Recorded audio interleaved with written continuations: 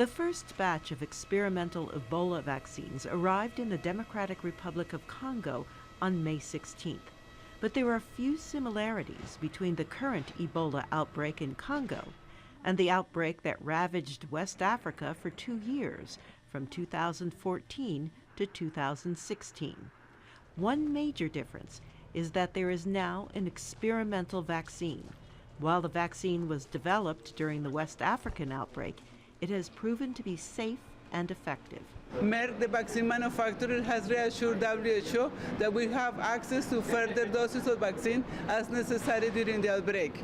The Health Ministry plans to start vaccinating those exposed to the virus in the next few days.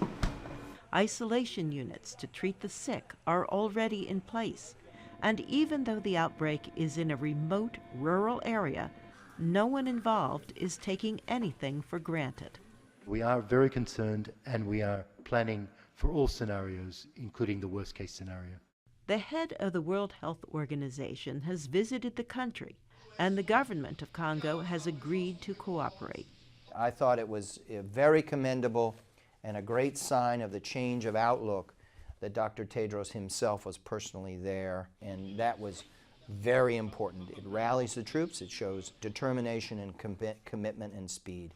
The WHO has reorganized since the devastating outbreak in West Africa that killed more than 11,000 people. A lot of lessons were learned from that epidemic.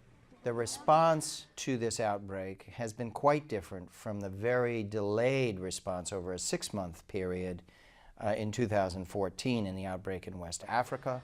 It's the 9th outbreak in Congo. This is a country that has a lot of experience in dealing with outbreaks of Ebola.